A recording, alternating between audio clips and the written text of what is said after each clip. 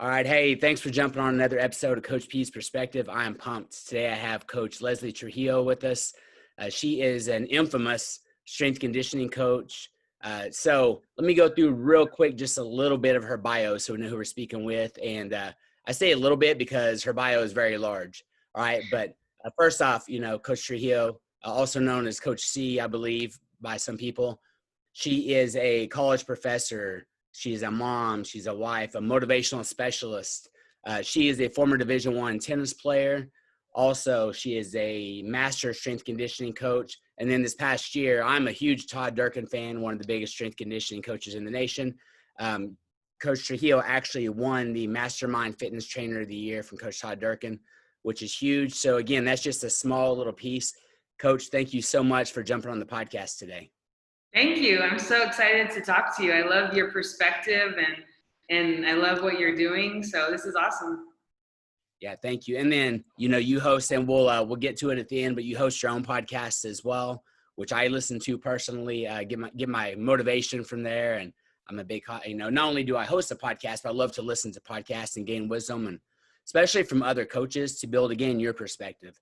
So Coach, I want to share with everybody your backstory. All right. So kind of just tell me a little bit, about growing up and then how you got involved in sports. So my parents were active. Like my dad was really active in sports and he wanted us to be active right away. My mom was more of an introvert, shy. She always wanted to do sports, but she was too shy to do it. So, she was a great support for us. So basically, as I can remember being young, my dad would run marathons. We'd go watch him. They would go to the gym. So I'd be around it. He was my soccer coach. That was my first sport. I remember playing in kindergarten. So he coached me in soccer from kindergarten through 8th grade. So he was always there. He taught me a lot, but also when you're a kid and your parents the coach, sometimes you don't listen and you do. So we had that dynamic as well. But he did introduce me to sports. So then swimming was another one we got into, tennis, track, then we moved to New Mexico. So it was like, you just played all the sports during that season. And sports, I fell in love with it. It was my outlet. I have a lot of energy. My parents would be like, I don't know what to do with her, right? So sports kind of calmed me down. And then in high school, sports was definitely my outlet because in junior high is when I started. I was always a confident kid, but in junior high is when I started to not be. I started, I gained some weight. I had glasses, I had braces, I had a really bad perm, but I wanted the perm, but it was really bad. It was just all these things that I judged as not being beautiful, not looking like my friends, not looking like, the skinny girls or whoever. I was judging myself as not being enough. My perception was that. And same thing with sports. I wanted to be the best. I'm highly competitive. I wanted to be the best. So if I wasn't the best, I'd get real jealous and resentful of those that were, and so internally that's when I started struggling internally, was in junior high. And then in high school, same thing. Self-esteem was a huge issue. So I would go to sports. Sports was my outlet to do really good on the outside, right? Just let out my frustrations. And I did well in academics. So sports and athletics, I did well in. And so everyone thought that I was okay because on the outside, I was doing those things. It's I'm great, I'm an achiever, I'm doing, but internally I was struggling with, loving myself and feeling confident about myself. And, parents went through a divorce, just life stuff. Had some good friends that passed away. So things a young kid maybe doesn't know how to handle or doesn't want to handle. My mom tried to get me to go to counseling. I'm fine. I don't need that. I'm good. So that was just interesting how learning about life at a young age, my relationship with sport through that. And then I had some negative coaches that were very negative and affected the love of my sport. So I had to learn how to manage that. But it did help me to know that wasn't the coach that I wanted to be. I would come home crying every night. Other girls would come home crying every night. People stopped believing in themselves. And I had a dream, and I shared my dream and vision with my coach, and I remember her laughing at me. And I made that decision that I'm never going to laugh at anyone's dream. If they want to do it, I'm going to say, okay, these are the tools that you need, and this is how you're going to do it. And so that's kind of what started my desire to want to help others and to learn about strength and conditioning, is when I had a coach that laughed at my dreams. That summarizes my youth high school experience. Yeah. So yeah, when it comes to coaching, I've been fortunate. I've had some phenomenal coaches in my life. My dad's in the National Hall of Fame for coaching, but and when I look at coaches, when I want to kind of put them in categories, good or bad or whatever, I've had some transformational coaches, right, who've transformed my life in a positive way, and then some transactional coaches who I, exactly like you said, I learned, like, I don't want to be that kind of coach. The things that they've either said or done to me or to somebody else, I don't want to be that kind of coach. So anyone listening, and there's a lot of athletes or parents of athletes that listen to this podcast, know that, like, you can learn all the time from whoever it is that happens to be in charge at that time. We're blessed if we have great coaches, but if not, we learn from that as well. So now, after high school, I know you went on, you became a Division I tennis player. So tell me, like, doing all those sports, how did you decide that tennis was the one? And then what drew you to become to go ahead and pursue that in college? Well, I want to add, before I go to what you just said about the coaches too. And it's true. One of my sayings that I tell people that I believe is that life's not happening to you, it's happening for you.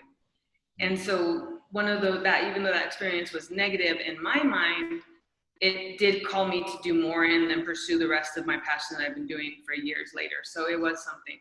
And also, it's easy to blame her, and be like, oh, she didn't. But then I also have to look at myself and go, but was I doing everything in my power to be the best I could be? And the answer was no, So, she wasn't maybe as much as I wanted to, or I could blame her for this. But the answer was, I truly wasn't doing the best that I could do and to be the best that I could. So I have to look at myself too in that. Yeah. So in regards to college, I didn't know I could play in college. I didn't know you had those opportunities. None of my coaches believed in me that I was a college level, but I had a father that did believe in me.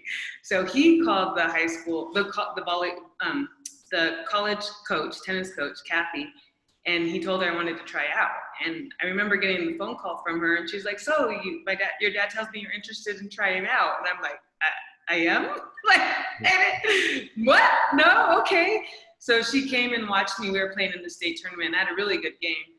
We were playing doubles tennis, and she told me, well, if you want to, you can walk on. You have the opportunity to walk on. And I was like, well, that's cool. But I still didn't believe in myself. I still was scared. I didn't want to do it. I talked myself out of it, like, I'm not going to do it.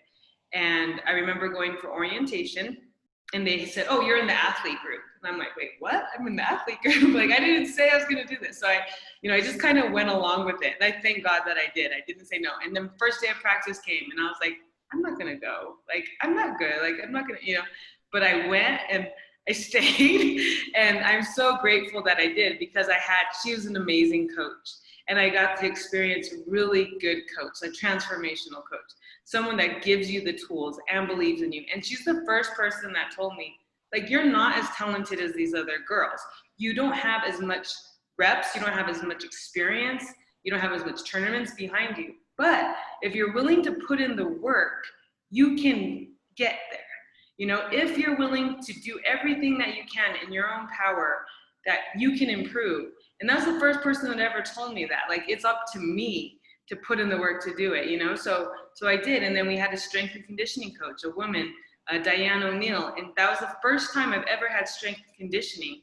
I got faster. I got stronger. I lost weight. I started believing in myself. Like, my whole world changed because I showed up even though I was scared. So that's why I always tell people, if you're scared, you show up anyway. If an opportunity presents yourself, take it. Even if you're scared, even if you don't belong, even if you're not good enough, just go anyway. You'll be better for it.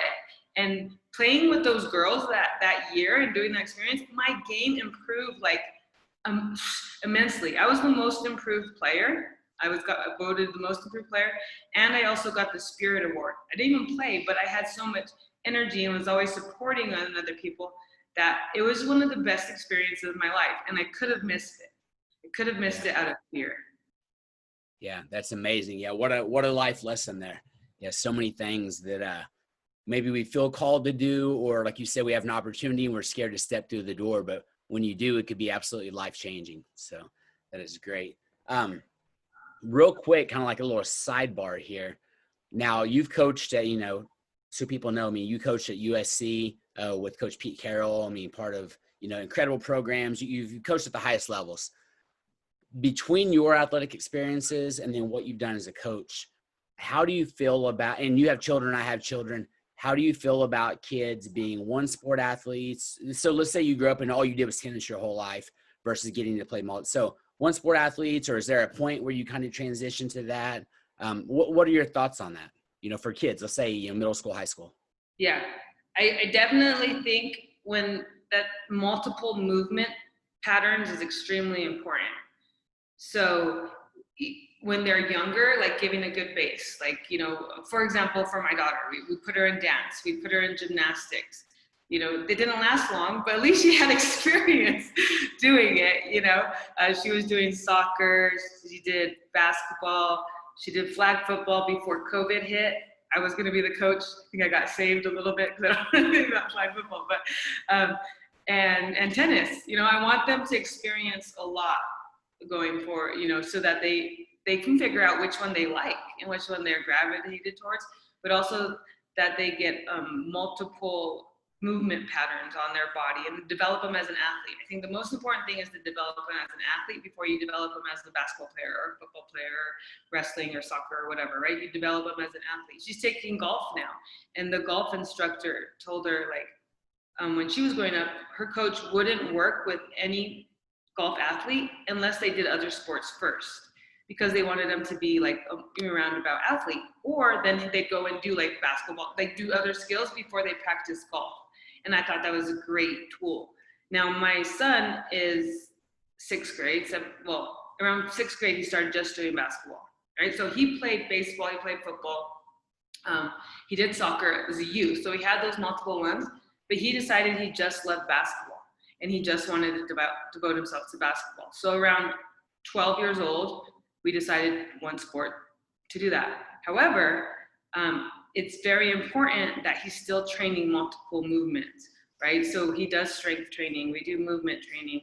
I'll have him do yoga with me sometimes. They're riding a bike, they're jumping on a trampoline, they're running around. Like, it's important that you do other stuff so that, one, they don't get burnt out physically, but they also don't get burnt out mentally and emotionally as well. So figuring out other ones. So if you want to play one sport only, I think that it's important that you also supplement with different type of movement patterns, and get them to compete in different things, right? Go outside and play flag football with your friends, or frisbee, ultimate frisbee, or whatever. But as long as you're doing different movements, it's going to save your body. Yeah. All right. 100%. I will not even try to add to that, because that's phenomenal. That's exactly how I feel about it as well. And to hear it from an expert is great. So, okay. So let's kind of transition real quick. You get done playing, as a college athlete, you graduate from college. How did you decide, or what was your path to move into becoming a strength conditioning coach? It's funny. So I graduated from UNM, came out here, New Mexico, came to California because I was like, I'm going to train the stars. That was my thing. And I worked at a local gym, and I hated it. Like, we got paid $6 for like a half-hour session. So you're making like $12 an hour. And I'm like, I have a degree. I'm working with these people that don't have degrees, and you have to really market and sell. And it was I just didn't enjoy it. And I wasn't making any money. So I went to work for one of my clients as a secretary at a big, business, and it was good money, and I hated it. I was at the desk like morning to night, just sitting there by myself in the cubicle, and I was just and so I was like, I can't do this. So I have to go back. Do something. So I was miserable. I really went through depression. I think that, especially as an athlete, right, it's really hard when you have a goal, you have something you're working for. So I was working to graduate, I was working to be good at sports, and then I graduated and I was done with sports. And then it's like, okay, so now what? What's next? Like, and I went through a depression for a while. Like, who am I? What do I want to do? And it took me a while to figure out, you got to pursue like what makes you come alive and what you're good at and what your talents are, so I decided to go back to school and get my master's in kinesiology. And then I also at the same time found a GA position, graduate assistantship, where you can work at a school. So it was at Loyola Marymount to work with the athletes. And so I had to get a master's there. So I got 2 masters at the same time, not because I wanted to, but one because I wanted the kinesiology one, and the other one I wanted the experience of being a strength and conditioning coach. So I had to get my master's in education, which is great because I'm a teacher now, but it wasn't the plan at the time. That's why life's always happening for you, not to you, So that's when I got into strength and conditioning at Loyola Marymount, and I loved it. I knew instantly, I'm like, this is what I'm meant to do. I'm meant to work with athletes. And then from there, I got into Notre Dame. And that was hard. Can I tell you, this is another important lesson for people.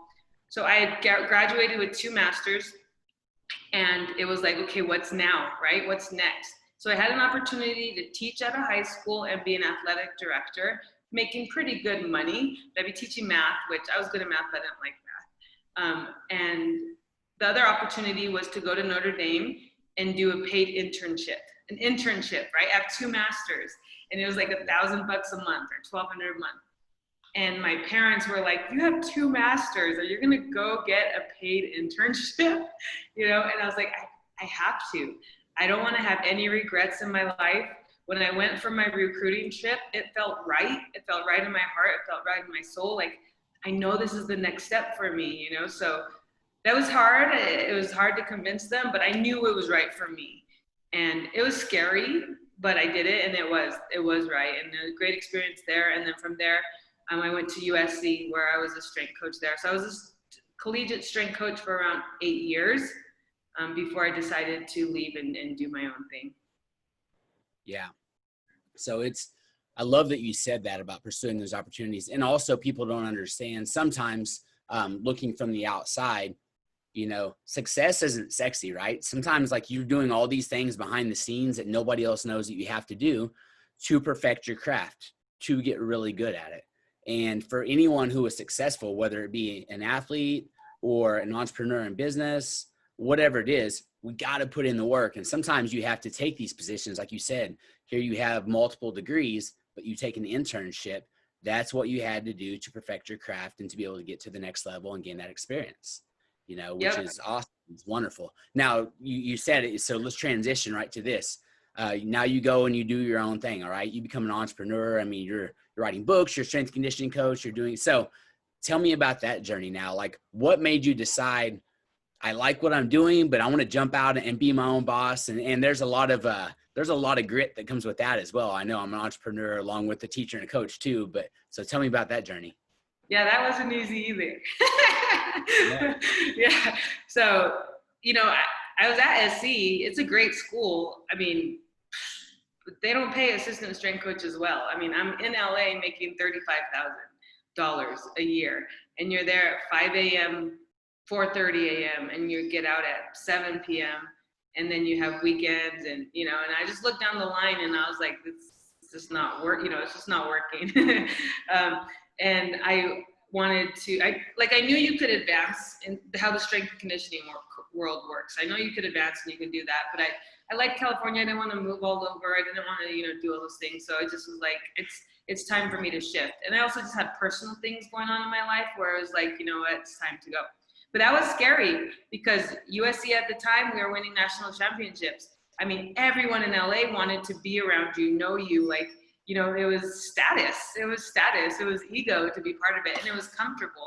And I loved my teams too. And I loved my athletes. Like you grow accustomed to, you want them to succeed. But I knew for myself, it was time to leave. And so I did, and that was scary. And then, so when I went to go run my own business, that was hard too, because I'm like, okay, I'm here. I'm ready to train you. Like, I thought, I was like, and everyone would just come, and they don't. And, I had to learn a lot about business, entrepreneurship. I took tons of courses. I spent thousands of dollars. I went into a lot of debt, like trying to figure out that. But the biggest thing I had to do was work on myself and work on my brain, because I still had confidence issues. I had relationships with money issues. So in how to figure out how to charge what I'm worth and to know that I'm going to give that to people. I had to do a lot of work on that and limiting beliefs and breaking through. So, I was doing that and I got into teaching, and then I was going to give up, quite honestly. I was going to give up working in the kinesiology field, and because I was struggling, I was struggling. And so I was going to go work at Nordstrom's. I remember applying, but that weekend is when I found the Todd Durkin Mastermind group. And I remember going to the mastermind group and I felt like a fake. I felt like a phony. I felt like I didn't belong here. I didn't have the money. I slept in my sister's car. I had just gotten in a car accident like the week before. It was Valentine's Day. I got in a car accident on Valentine's Day, and I'm like, why, God? Like, I'm a good person. Like, I'm trying my best here. What's wrong? What am I doing wrong? And I just remember that feeling, man. But I kept showing up. That's what you do. You keep showing up, you keep going forward, and you keep praying, and you let your faith be bigger than your fear. And you just know that you're gonna be okay. You just know it. And you find coaching and you find support, and you did that. So I did that, and ever since then, it's not perfect, but I have more tools and I have support to help me through this journey of helping people. And so, yeah, now I'm full-time at the college, which is great, and I love it. I never thought I'd be a teacher, but I love it. I'm training, 3 or 4 local high school teams that I work with. We've written the book. I have my own online training studio that I just opened up like 2 months ago because of COVID and everything. And, it's all, and I'm helping so many people, and I would have missed it all if I gave up because of that fear, So there's so many opportunities that I could have missed because of fear. So that's why I just don't give up. If you know you're supposed to be doing something, you have it in there, and it's not working out, like, figure it out, just figure it out. Find a way and figure it out and keep going. It's not gonna, your struggle is your strength. That's one of the things I always say, your struggle is your strength. So as you struggle and get through that, then you're gonna get stronger and you're gonna help somebody else through it, right? And you're gonna have struggles, and it's not gonna ever go away. Like, I still have struggles today, but they're higher level struggles, and they're helping me help more people. So does that kind of say my journey? Yeah, absolutely. So as you're in a position, like you said, to help a lot of people, right? You're teaching, you're training, you're coaching, you're doing these things, help a lot of people. I'm huge on growth mindset, on a continual personal growth process, and so for me, like when I was in high school, same as you, really good athlete. I was good academically, struggled inside. So a lot of times I based my value, my worth on those things. When I got into college, I gave my life to Christ when I got into college, and I ended up being a successful college athlete. Those were all good things. And I kind of went into a little depression when I got done too, when I was done competing, like, what do I do now? Like, who am I now? All those things, right? I didn't love school growing up, even though I made good grades. It wasn't until college I actually was like, if I got to be here and compete, I might as well try to learn something. And I kind of started like enjoying learning, right? Then as an adult, you begin to study things that you want to study in areas you want to grow. And then you find the value in personal growth and always trying to become better and better. Now, that can be a personal process, but you don't do it alone. So, you're in this mastermind group with Todd Durkin. For you, like, what is the value of, because this goes for anybody, right? Sometimes we're like, hey, as an athlete, we have a coach, but we become an adult, and then all of a sudden, like, we get no more coaching. And even if you are a coach, who coaches the coaches? Who does the pastor of a church go to for help, right? To grow. So what's the importance of having an iron sharpens iron and having other people pour into you and help you advance? Oh man, it's everything. It is everything. Like I said, my whole life was a real big struggle until around 28. That's when I first started doing personal development. That's when I first started getting a coach and getting support. And that's my hope, is that I can be able to help the young people so they don't have to wait so long, to get it. But it's everything. I mean, I personally have, I think, like 4 coaches, probably 5. I mean, yeah, like 5 or 6 coaches that I work with right now in different areas of either life mentorship or business or, school or entrepreneur or whatever, fitness and business, I have a lot of people that I reach out to, because when we're trying to do it by ourselves, it's so hard. It's so hard. It's frustrating. You're struggling. You believe in your thing, but you can't see your way out. And people around you might not support you. They might not see your vision.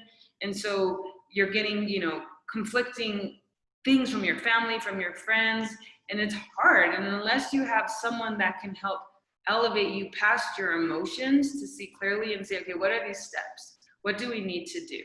Right? And to give you that, and then also to work through your emotions that you're having, and to allow you to know that you're not alone. And what you're going through, other people are going through, but you have this calling, you have this purpose, you have this gift. Let me help you share it with the world, right? Stop playing small and let me help you play big. And you cannot play big by yourself. You can't. You need a team, you need a coach, you need teammates, you need support. There's so much energy that gets expanded when we work in numbers. By ourselves, we're limited, right? So I truly believe this. If you want to live your best life, you can't do it by yourself. Yeah, absolutely. Yeah, it's amazing well, I know for me, like, with the people that are kind of on my board of directors, my personal board of directors, people I bounce ideas off. I mean, sometimes it's just like, and this is Coach Pete's perspective, but sometimes it's just that little outside perspective, right? Like you said, you can't see outside of your own world, and you're talking with a coach or going through this with somebody, and then they add a perspective that changes everything.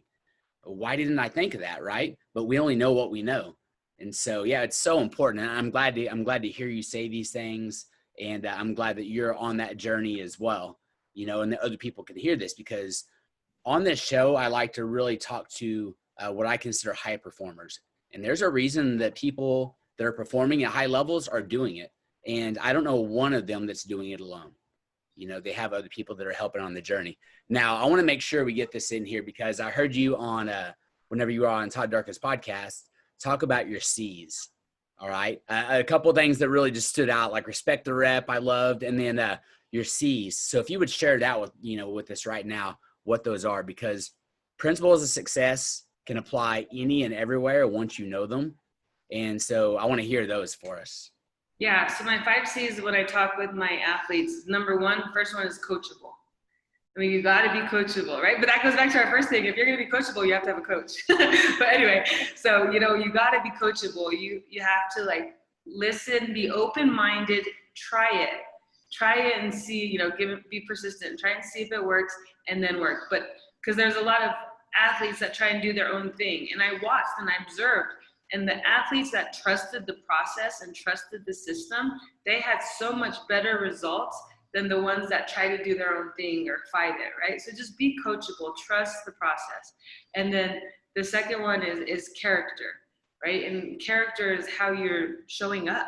Like, are you dependable? Are you showing up early? Or do you have your stuff ready to work? Are you communicating with me if you're hurt or you're injured or your teammate, or how are you supporting your teammates, right? So character is how you're showing up without even speaking. Just who are you being, right? Your presence. So character. And then we got coachable, we got character. Compete. You always got to compete, right? And compete means to bring out the best in each other. And in order to bring out the best in each other, you have to bring out the best in yourself, really, to strive together. So a lot of times people think competition is against one another, but it's really a striving together to bring out the best. So when you're playing against somebody, you want them to bring their best game. You don't want to just kill them, right? That's boring. You want them to bring out their best game, so that you have to bring up your best game to elevate you to a level of play, to compete, right? So when you're with your teammates, you want the same thing. Bring out that best self. Bring out that best self. And then the other C is confidence. You have to be confident in yourself, right? Even if you're not sure how to do something, or you're going to suck at something or whatever, be confident in your ability to figure it out. Be confident that you can stay with it and that you'll succeed in the long run, right? Have confidence in the process as well. And then the last one is championship mindset. You guys got to believe that you're champions. You have to start now, right? What does a champion look like? How does a champion act? How are they showing up? How are they showing up before practice? How are they showing up at practice? And how are they showing up after practice? How are they recovering? How are they sleeping? How are they eating? Like, you have to be that, feel that, envision that now, right? When you hear a championship team win, and at the end they interview them and they're like, yeah, but we were working for this. We expected this. We knew this was going to happen because we've been planning for this. We've been preparing for this, right? They knew it. You have to know you're going to win that championship before it is even happening, right? So it could be even in life. Like, you have to know that you're there. Like, you're working on a goal, you're working on your business, you have to just go, it's happening. It's happening. I know it's happening. So every time you're going and you're doing your work, or anytime you're doing your training or whatever you're doing, you're envisioning that championship, because you know that the work you're doing is leading you there, and you have to believe it now. Yeah. Those are awesome. So for everybody listening, I would go back and make sure you get your notepad. I would restart this entire podcast and go through, because there's been a ton of nuggets of wisdom, but write down the 5 C's. I know when my first year in college, I went to a school who had won a national championship in wrestling the year before, and then we won a national championship that first year I was there. But one of the first things I did is, whenever I walked in, we're doing preseason strength conditioning, right? We're lifting weights, we're running, we're doing all those things. I just made my mind up right away. I just said, you know what? I want to be an All-American. I want to be a national champion. I want to be really good. So I'm going to find the best guys in the room, and I'm going to do whatever they do. So on runs, I ran with the All-Americans. I stayed right beside the best guys. When we lifted weights, Coach may put us in groups. Like, I made sure I was right by like one of the national champions, and I was doing whatever they did. And I got my tail whooped in the wrestling room a few times, because I'm an 18-year-old wrestling 22, 23-year-olds. But I got better and better because of that. And I would say, when I walked in the next season, I had elevated levels so much without even realizing it, because I was around championship culture. I was around people with that championship mindset, and I was able to do just what you said. I want to revisit the fourth one real quick, confidence. What are some ways you think that people build confidence, like athletes or, entrepreneurs, parents, whatever? How do we, let's keep it to sports for now. How do athletes build confidence? Respect the reps, baby. You got to put in the work. Confidence, it doesn't just come to you. You have to earn it, and I'll give you an example. So we had this basketball athlete that was having trouble in college with her confidence and with her mindset. And we met with like a counselor, that did not understand sports at all. Yeah. And so she's like, well, we were meeting, and I remember her going like, well, what is one of the things that you're not, that confident with, or that, and she's like, defensive slides.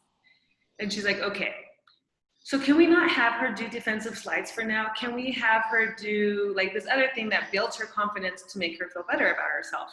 Like, no, like, she plays basketball. Like, if she's not confident in defensive slides, we have to make her better at defensive slides, right? So we have to put in those reps. We have to earn it, because you play basketball, that's part of what you do, right? So understanding what are the skill sets you're gonna need, whatever that is. It could be just to be a human being in general, like, what do we need to that? And if you're not confident in something, then how are you going to practice it to get better at it?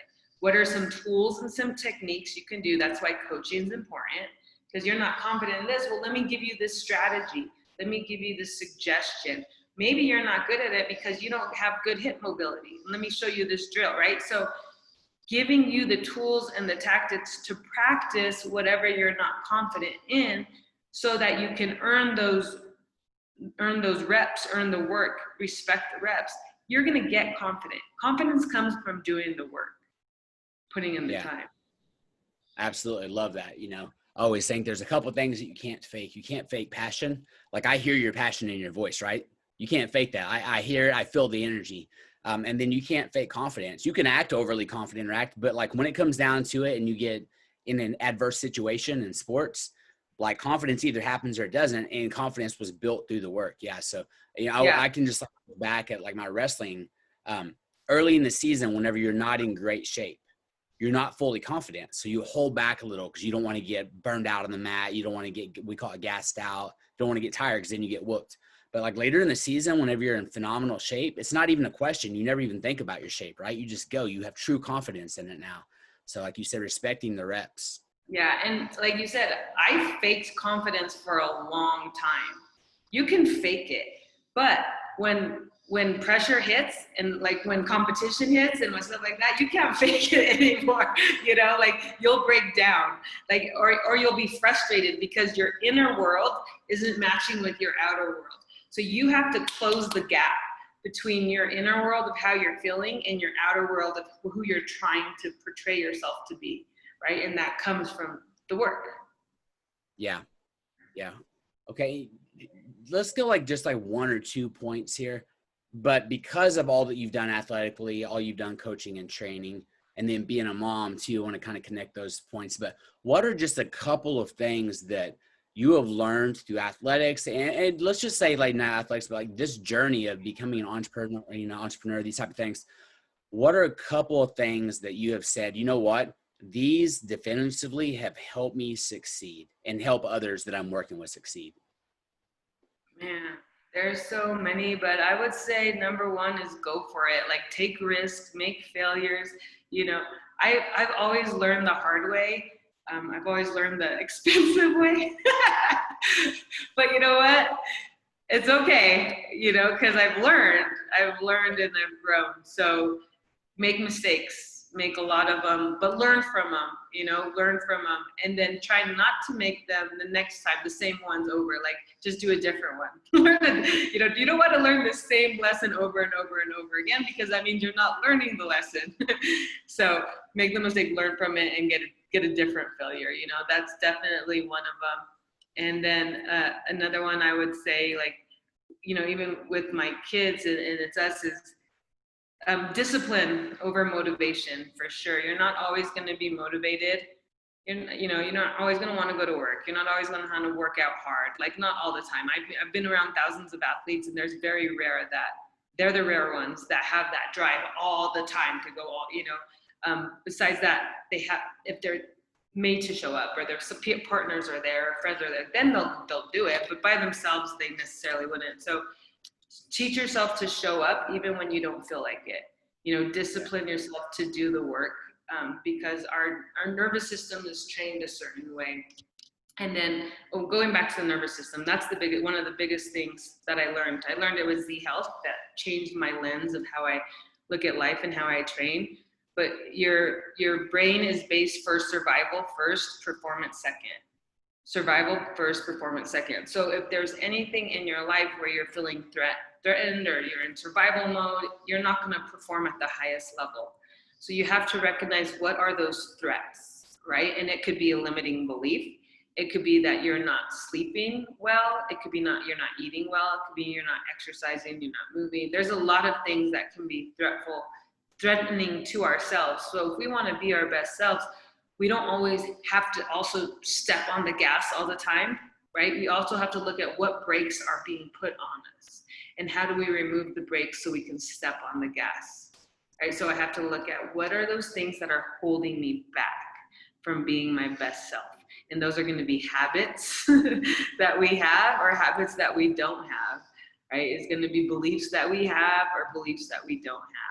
So really figuring out that. And then of course, your relationship with God, you know this, like really figuring out like, God, who do you want me to be? Who do you want me to serve? How do you want me to show up? And the serenity prayer is my go-to, you know, God, grant me the serenity to accept the things I cannot change, because there's a lot that I cannot change. The courage to change the things I can, because there's a lot that I can control. The hard part is the wisdom to know the difference between what I can and can't control, right? So prayer, relationship to something bigger than yourselves, for sure. That's number one. Yeah. Yeah. Awesome. I mean, to use, to be cliche and to put tennis in here, I'm also a dad, and I'm like the master of dad jokes. My kids don't think I am, but I'm quick, right? Quick-witted. So you are literally just serving, like I said, put tennis here. You are serving up fire right now. I mean, people don't realize I'm just throwing these questions at you. This is off the top of the dome. And these are things that together we could write a book on, right? So like this is great stuff right here, Coach. Phenomenal. As we get ready to to close up, because honestly, I could probably keep you on here for 3 hours and keep talking, because I'm learning right now. That's one of the great benefits of hosting a podcast is you get to learn a lot. You get a lot of free information, which is exceptional. But okay, I'm going to put you on the hot seat. And so here's what I want to do. And I'm going to give you the choice. I want you to tell me about either a hero, a hardship, or a highlight in your life. And then, something that you learned from those. So somebody's been a hero for you, maybe a hardship you've gone through and learned from, or something that's been a great highlight for you. Oh, I'll go hero. I'll go hero. So hero, my grandma Mary, she was definitely my hero. I remember you would be with her and she would give you all her presents, and you just felt her love. You felt like you were the most important person in the room. She had so much grace, so much, just love and knowledge and wisdom, and she passed it on to my mom and to us. But she got cancer when I was in 4th grade or so. She passed away of cancer when I was in 6th grade. But I just remember her love, even though she was struggling, she was going through chemo, she lost all her hair. They told her she had 5 months to live. She lived another 5 years. But knowing all that, how she still showed up with faith, with love, with grace, and with gratitude. And, my grandfather was an alcoholic. He had issues with alcohol because he had a really tough life, and he had issues with alcohol. She did Al-Anon, and she lived the principles of service and gratitude and the serenity prayer, like the prayer that has guided me, that I try to help you. She lived that. She lived that, right? So she showed me an example of what's possible, even with all the outside turmoil and even physically inside turmoil, because she had cancer. She could still live at a high level of love, grace, and gratitude. And it's spread out to the world. And it's still spreading, right? Because she's passed it on to my mom, to myself, to my cousins, to my family. Like, we all know that. We all see that. And we all try and spread that same love, out to the world. Yeah. One of my favorite books, The Butterfly Effect. And Andy Andrews, one of my absolute favorite authors, and that's what that is, right? So, as she taught you through word, through example, then you're doing the same thing, and that's going to another person. Then who knows down the road who that's going to influence. So someone down the road who makes a major difference in the world, all started back, with your grandmother, with your hero. So that's awesome. Now, Coach, go ahead and tell us real quick, how can people connect with you, let's say on social media? How do we find your podcast? And, because I'm going to put all this in the show notes. But let's feature you, because I tell you what, everybody listening right now, Coach Trujillo is the absolute real deal. And Coach, I'm pumped that you're on here and all the info you're giving us. But how can we get a hold of you? Yes, thank you so much for having me. So on Instagram, I'm Leslie T_Coach C. And I try to, I put highlights from the podcast on there, like positive quotes and stuff that I think are really helpful. And the podcast is The Developing Athlete. And on Monday, Mindset Monday, I just give a short mindset thing. And then on Thursdays, an interview just like this with, different professionals. We'll get you on soon for sure.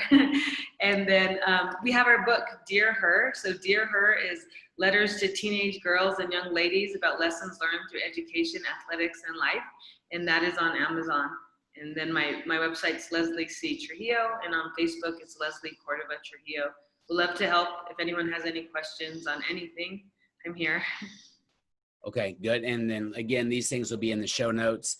For anybody that most of my stuff I just put on podcasts, right? So whether it's Apple or Google or Spotify, whatever, I do have all these in videos. A lot of these will be going up into YouTube. But so anybody that's watching right here, all right, so there it is, the Developing Athlete podcast. So you know what you're looking for. Again, that's on my show list right there that I listen to consistently.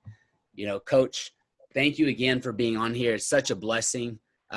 Your energy is like literally infectious. And I heard Coach Durkin talk about that, your beach workouts. And so I've already worked out today, but after we get off this, I might go work out again. Yeah.